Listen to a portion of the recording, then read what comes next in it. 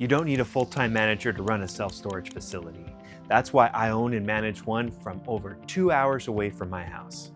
From leasing to lockouts, I'll show you the exact system that I use to manage my facility 100% remotely. Hi, I'm Matt. I've been in real estate for over 15 years. First as a broker, helping others buy and sell over $100 million in deals, and more recently as an owner-operator myself. I've transacted on everything from industrial to multifamily, office, even short-term rentals. And more recently, I've gotten into self-storage. This is Joshua Tree Self-Storage. It's got 38 drive-up units, and we're in the process of adding 23 more. I built it from day one to run remotely. And in this video, I'm going to show you exactly how I do that, down to the systems, the locks, the cameras, even how to handle tenants who stop paying rent. Let's dive in.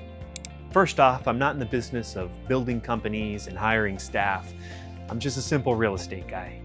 I create value in the property, not by showing up and sitting behind a counter. And this facility, it's a 2-hour drive from my house. I knew I wasn't going to be driving there every single day, nor do I want to. I'd much rather be here at the beach. So before we even opened, I researched the best in-class tools on how to run a facility remotely.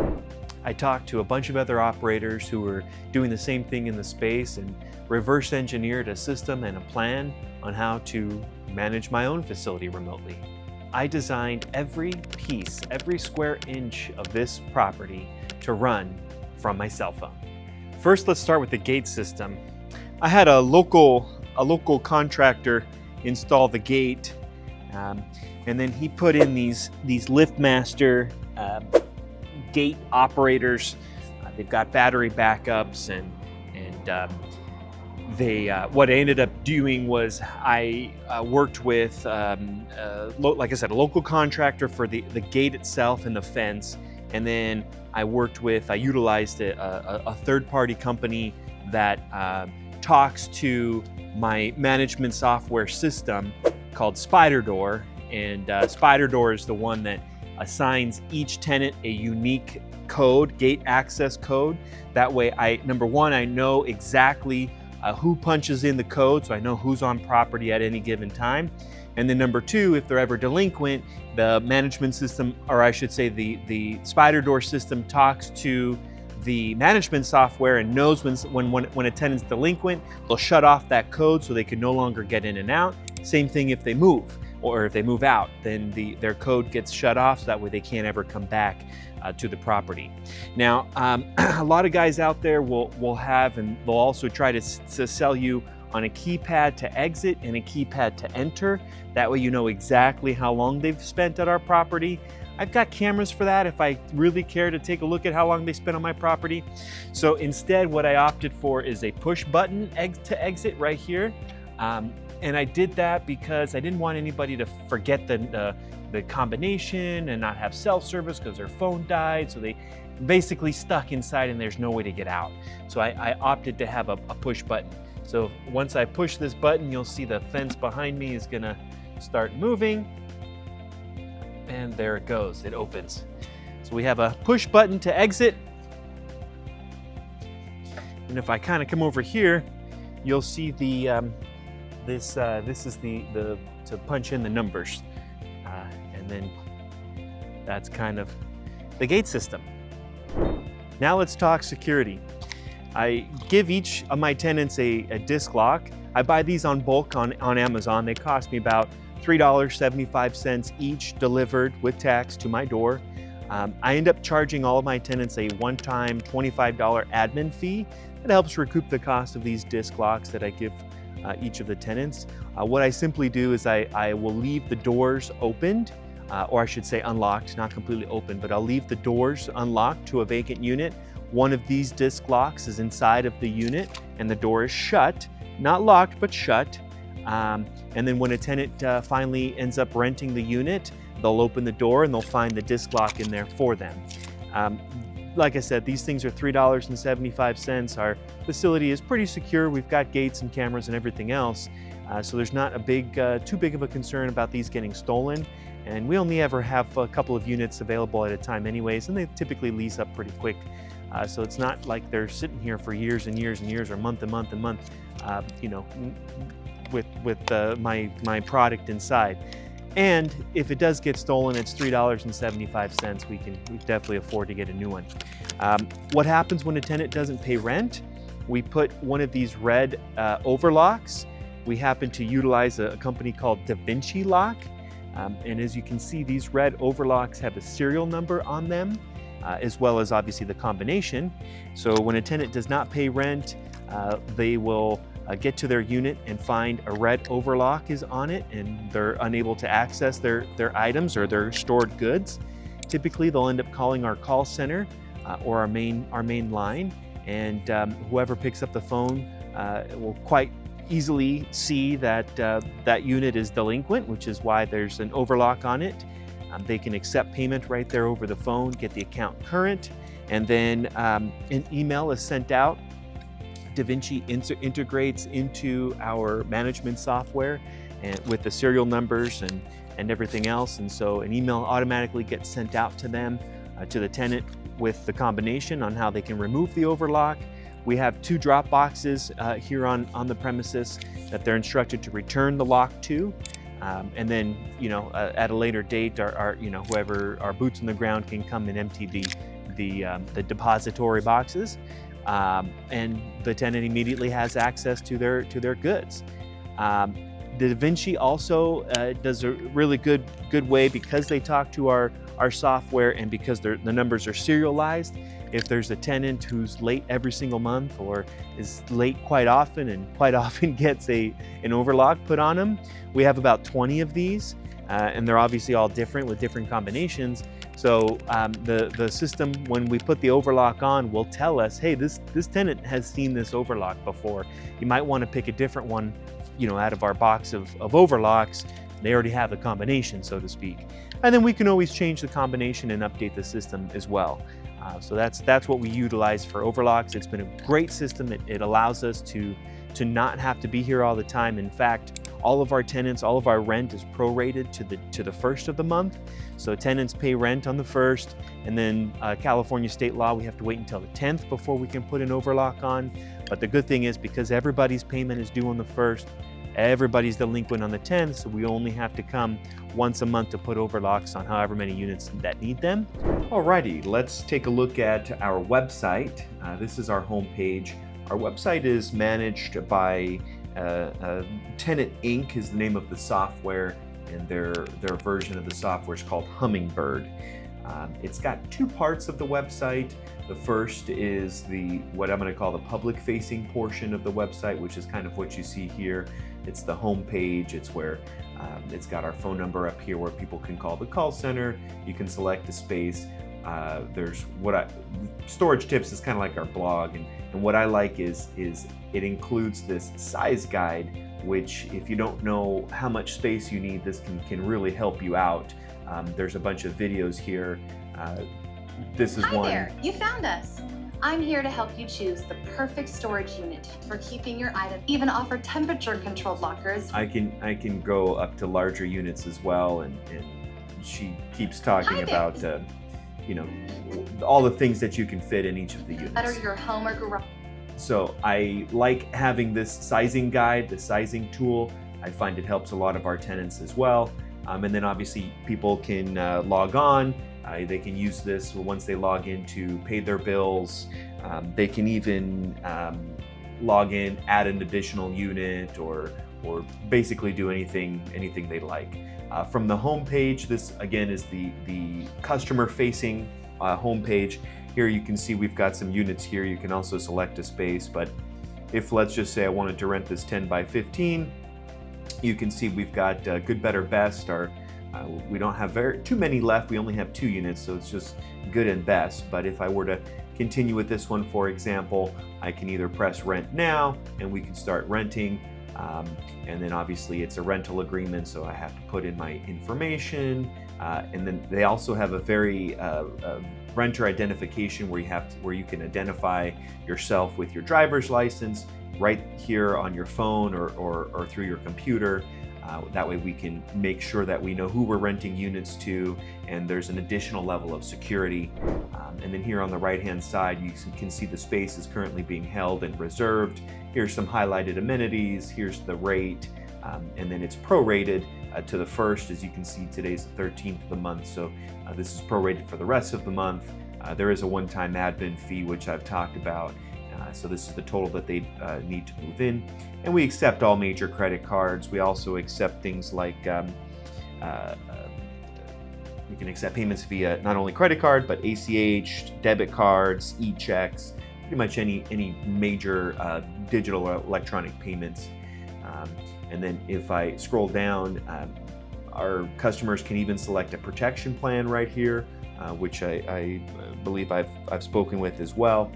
They can have we offer three different options: $2,000 coverage, $3,000, or $5,000 coverage.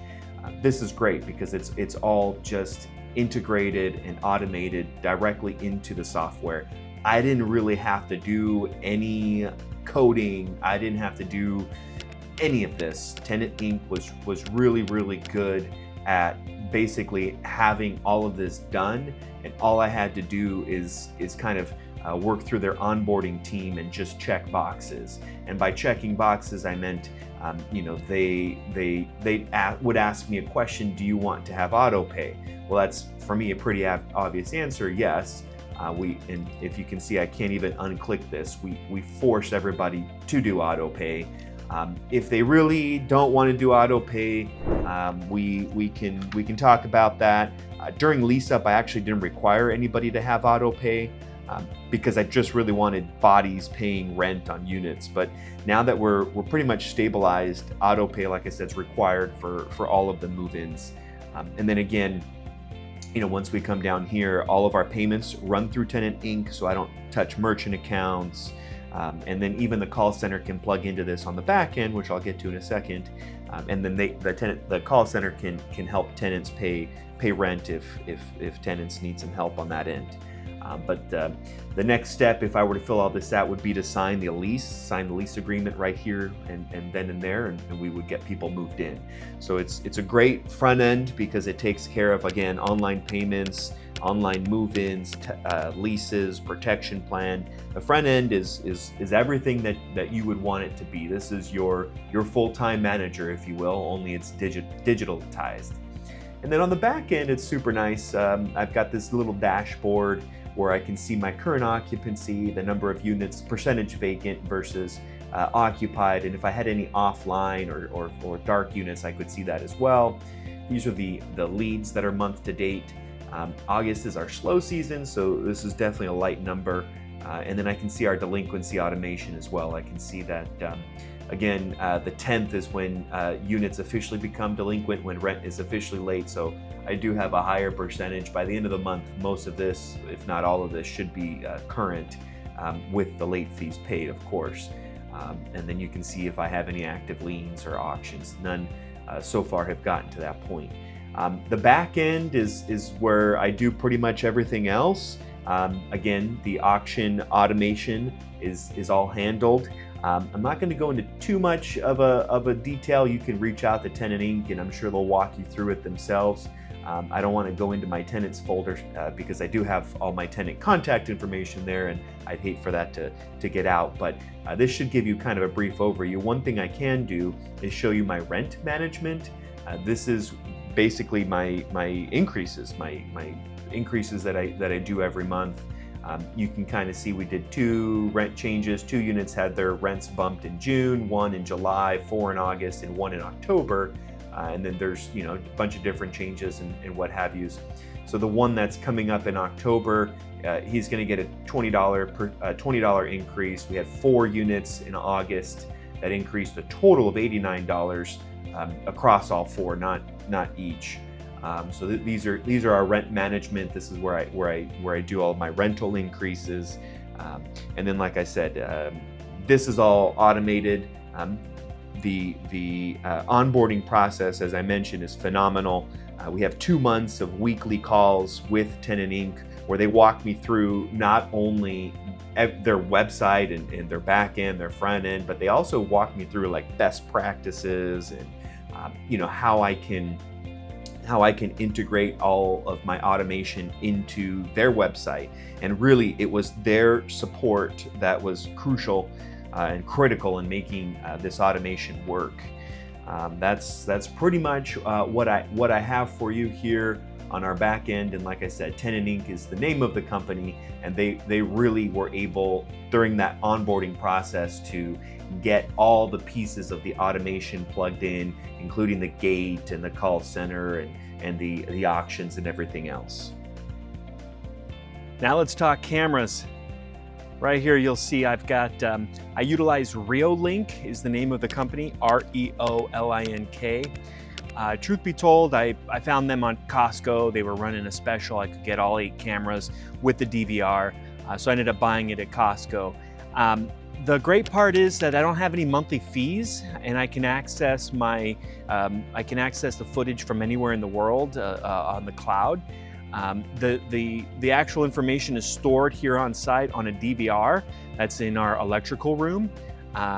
So it's great because I'm able to connect with the internet or connect it to the internet. So the cable modem goes directly into the DVR, and then that gets streamed to the internet so I can access the footage, like I said, from anywhere. And there's no monthly fees. The problem with this particular system was it was a bear to install. All the cameras are powered over Ethernet, so I had to run Ethernet wires pretty much anywhere I wanted a camera, which included me needing to trench underground during a portion in order to get the cameras to my other building. In the future, I'm not sure if I'm 100% sold with this brand or if I do some more research and perhaps look for another brand. They're on site, they work now, they work great, but they were definitely a challenge to install. All right, now let's go through kind of what this looks like from a tenant perspective, step by step. I'm actually gonna go ahead and rent a unit for real life. Let's see what we have here. So first, if I'm on Google, we're gonna start with self-storage near Joshua Tree. Okay, and let's see, we're gonna go ahead and here's we'll click the website, takes us to the home page. We'll scroll down. Let's say we want a 10 by 10. All right, we'll go ahead and do the premium. Let's go ahead and rent now. We'll go ahead and start with our email. Create a password.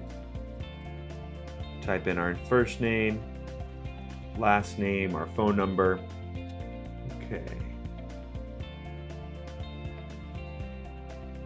All right, now to verify, we have to type in our cell phone.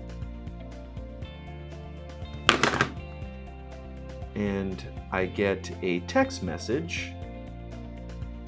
Text message says, "Welcome to Joshua Tree Self-Storage in Joshua Tree. Please click on the following link to complete your verification."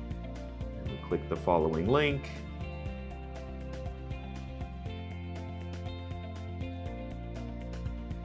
Accept the privacy policy. All right, now we get our IDs out.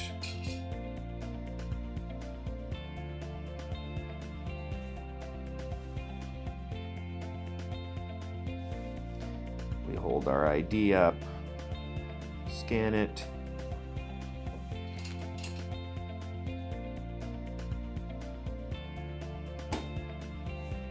Now they want the back side.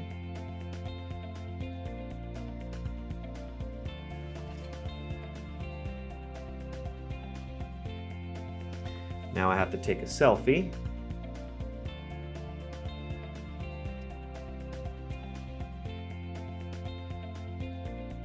All right, now it says, "Thank you for completing your ID verification." And automatically, I don't have to do anything, but automatically you can see that we've been verified and my driver's license and selfie already populates here on the website. I didn't have to connect anything, it just does it all seamlessly. So now I get to enter my address. My driver's license information is already pre-populated. If I wanted to, I can add a secondary contact, answer a couple of more questions, make sure I add my insurance coverage, description of stored property, there's any lien holder information, that would be for if I was storing a vehicle or an RV or a boat or things along those lines. And now I enter my credit card information. All right, now I get to click sign agreements. And here's the lease agreement right here, right on the web page, ready for me to review. I click sign here. I can even draw in my signature if I want. Finalize the document. And then this is the protection plan. Again, I'll need to do some initialing. A quick little autograph. Finalize the document. And let's see. I have to sign that this is my driver's license and my pretty selfie. There we go. Our rental's confirmed. Now, as you can see here on the right-hand side, here's my unit number. Today's the move-in date. Here's my rate, the rent that was been prorated for the rest of the month, the one-time admin fee, the store local protection plan, as well as the total cost to move in. If I had any questions, here's the main line phone number I can call, the call center. I can see here the gate operating hours. So I can see when I can go move in, essentially. I can do anything before today at 7 p.m. I can also see the call center. I can see that they're closed on Sundays, but here's the hours. They're open at 5 a.m. And they close mostly at 7 p.m. And then I can also see the features of the particular unit that I am renting. After this, I receive an email. Here's what the email looks like. It says you are successfully enrolled in the auto pay program. It's got the details and all the information.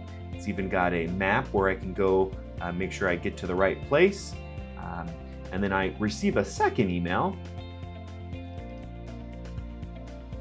right here. The second email has the space that I rented, the space number, the address, so I know where to go. I can click get directions right from here on my phone.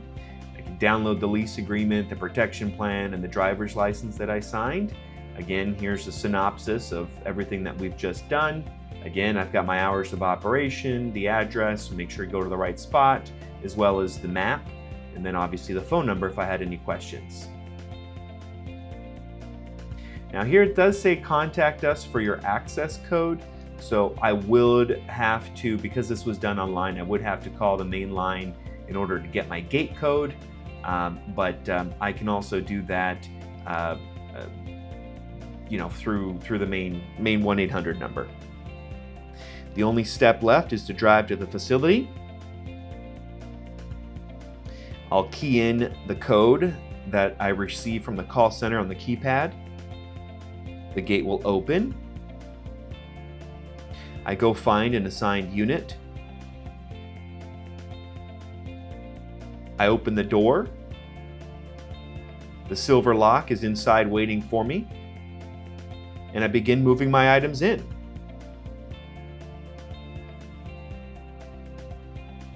That's it. There's no human contact required. Now, I don't have footage of the call center, but here's what you need to know. My call center charges me $120 a month since it's a small facility. They answer all my calls, they handle my move-ins, they process payments, and they'll escalate anything that they can't resolve. They are closed on Sundays, and they get pretty swamped on the first of the month. But for now, it's a great solution until I can grow into hiring a full-time or a dedicated team member to handle all of my calls.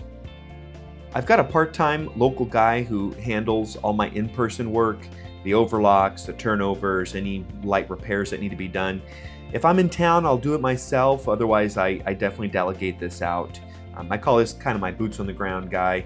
He charges me $50 every time he's on property. And like I said, I usually only utilize him around the 10th of the month where they go ahead and they do all the overlocks all at one time. I'm able to log on to the system about once a day to check the occupancy alerts and gate logs.